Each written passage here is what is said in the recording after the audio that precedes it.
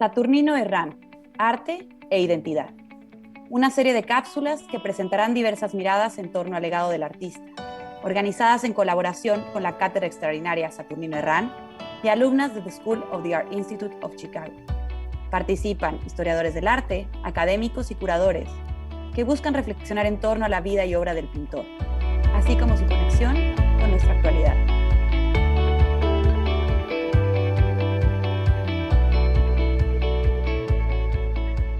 ¿Qué tal? Buenos días o buenas tardes. Es un gusto realmente estar compartiendo con ustedes en esta aventura de la Cátedra Extraordinaria Saturnino Herrán. Y mi nombre soy la doctora Mercedes Sierra Quijo. Y bueno, me encanta compartir el día de hoy esta pequeña cápsula con el tema Nuestros dioses, una obra inconclusa del maestro Saturnino Herrán. Bueno, pues me encanta compartir con ustedes y bueno, como comentaba, el tema que nos ocupa el día de hoy es una obra, yo creo que es la obra inconclusa de Saturnino Herrán, que ha dado un pie para muchos textos, muchas disertaciones y muchas nuevas lecturas de qué habría sido si Saturnino Herrán no hubiera fallecido tan joven. Seguramente el movimiento muralista hubiera tomado otros cauces. Y bueno, les voy a compartir algunos pensamientos. Y bueno, aquí estamos viendo parte de la obra, les platico un poco. Esta obra fue una obra que fue encargada a Saturnino Herrán para que ocupara la parte del friso, uno de los frisos del Palacio de Bellas Artes. ¿Qué sucedió? Bueno, pues realmente lo que sucedió fue que solamente quedó el boceto en un buen tamaño, aunque estaba pensado para que fuera de entre 5 y 6 metros, exactamente son 5.72 metros de largo, con una altura de 1.76 centímetros de alto. Por mala fortuna, bueno, solamente quedó ahí y es lo único que nos queda como legado de esta magnífica, excelsa obra. Y bueno, acerca de ella, algunas reconsideraciones que me permitiré comentar. ¿Quién fue Saturnino Herrán? Fue un artista solitario, refugiado en sus pensamientos y fervientemente creyente de un renovado ideal de la pintura mexicana. Herrán se insertó en el modernismo y atendió en ello su proceso creativo. Su obra heredó a la plástica mexicana un renovado aire dentro de un pensamiento meramente nacionalista. Herrán fue considerado como el precursor del movimiento muralista mexicano. Desarrolló un interesante proceso plástico dentro del cual integró un imaginario de una nación que se preparaba para su propia reconstrucción, utilizando en sus obras diversos momentos de la vida cotidiana en México, haciéndose valer a sí mismo de un centrado simbolismo. Su formación como artista plástico, al lado de importantes figuras dentro de su propio ámbito, vendría a formular un lenguaje plástico de amplio aliento, donde lo antiguo y lo moderno, lo formal y lo simbólico, formaban un diálogo constante y causaban un gran interés alrededor de su obra. Con dimensiones épicas, en su única obra monumental, que es la que presentamos el día de hoy, ¿sí? Herrán deja una herencia imborrable pero incompleta, y fue el proyecto para el friso del Palacio de Bellas Artes titulado Nuestros dioses. Aquí el artista quiso representar la realidad mexicana, la monumentalidad de Cristo, sincretizado con la diosa de la vida y la muerte, Coatlicue, convirtiéndose en punta de lanza para lo que sucedería más adelante. Arte mestizo, criollismo secular y la creación de un discurso postrevolucionario desata en Herrán el deseo de proyectar un culto a la evangelización que da cuenta de la capacidad de un pasado glorioso. Esto último se lo otorga a la obra con un reconocimiento de nuestra potencialidad para construir una nueva y gran nación. Esta obra es una obra monumental de 5.32 metros de largo por 1.76 centímetros de alto. Ideado como un tríptico, esta obra puede ser leída de modo aleatorio, donde el panel central lleva en sí mismo el sincretismo religioso que caracterizó a esa parte de la vida de un México recién conquistado. La Coatlicue, diosa de la vida y la muerte, considerada como la madre tierra, es la representación visual de la frase acuñada por Manuel Gamio, ídolos tras los altares.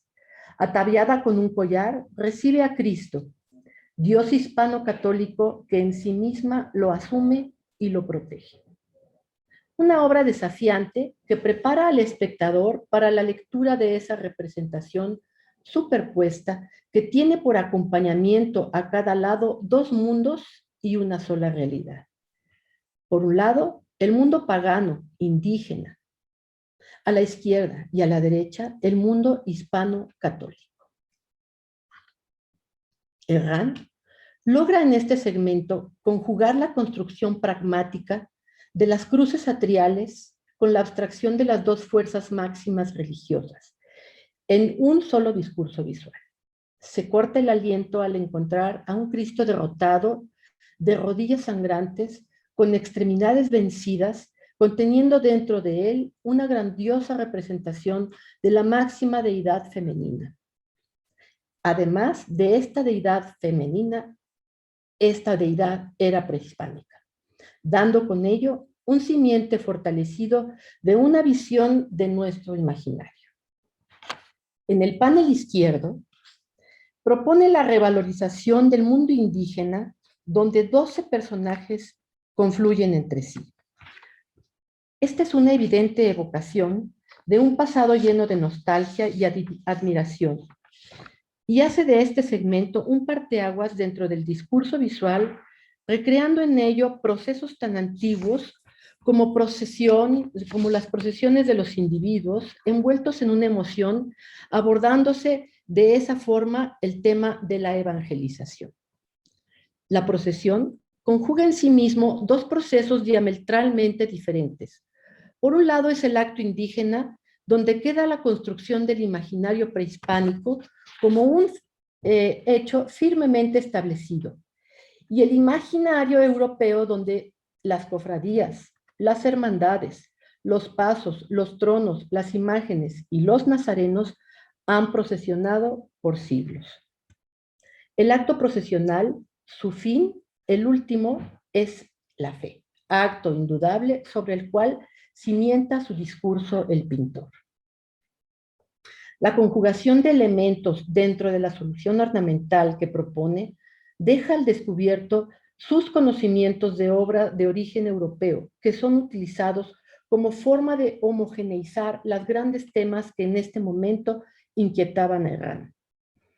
Esta obra nos muestra una necesidad de establecer el binomio arte-raza, el cual ha sido tocado por diversos autores, pero que para este caso que nos ocupa el día de hoy, nos permite visualizar algunos componentes de esta mexicanidad.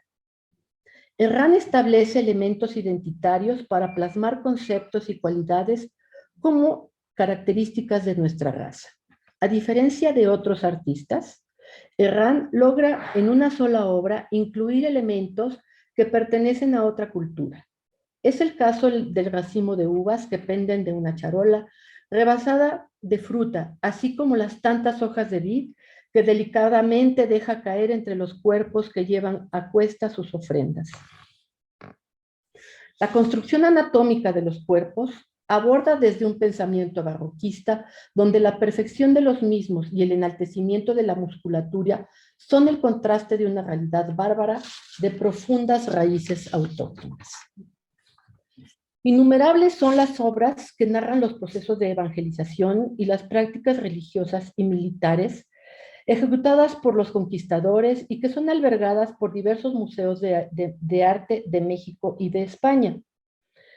Muestra de ello son las fiestas del centenario de la independencia, donde se trajo a México una exposición de arte contemporáneo español, la cual contó con obras pertenecientes al realismo sintético, con autores como Zuloaga, Sorolla, Villegas y Chicharro, entre otros. Dicha exposición dejó una huella importante en el proceso creativo de Herrán, pues es notable la admiración e influencia que marcan dichos autores en su obra, principalmente la obra de Zuloaga, siendo convertida en su principal influencia. Si la influencia se comprende como aquella que deja huella en el proceso discursivo de un artista, sin duda Herrán lo asume y lo asume profundamente, abriendo vertientes pictóricas y concientizando el diálogo y la identificación entre él y Zuloaga. Así, la experiencia estética incorporada en la obra permite su trascendencia hacia el público. Pareciera que la afinidad de los dos tuvo sus raíces en su formación dentro del academicismo, el orden de los procesos, la capacidad de síntesis plástica, el meticuloso proceso de creación, así como la genialidad de Herrán en el uso de las alegorías. Nuestros dioses crea esencialmente una construcción pictórica influenciada por las vertientes de la pintura española, creando un proceso discursivo y comprendiendo en ello la importancia del acercamiento de la obra a la experiencia que se intenta crear en el espectador. 14 son los personajes, elementos simbólicos y procesos de fe que contienen esta última fase de la obra, donde la alegoría hace su aparición, dejando de lado aquella narrativa planteada desde la barbarie de una sórdida conquista. Soldados, monjes, seminaristas y políticos del virreinato son parte integral de la propuesta de Herrán. Todos marchan o procesionan hacia un mismo sitio. La fuerza de los personajes logran en sí mismos que los ejes de construcción lleven al espectador al centro de la obra y fin último de Herrán. La evidencia dentro de la propuesta de él se circunscribe a las formas de vida, a la cotidianidad de un México que construye una cultura, a un imaginario que es acaso nuestra Coatlicue, aquella madre que recibe a su hijo muerto en la figura del Cristo español con una nueva construcción de nuestro imaginario. Y bueno, hagamos un recorrido puntual y lento de esta nuestra obra, que me parece la mejor y la que, como al principio yo decía, hubiese cambiado la historia de la escuela del muralismo mexicano.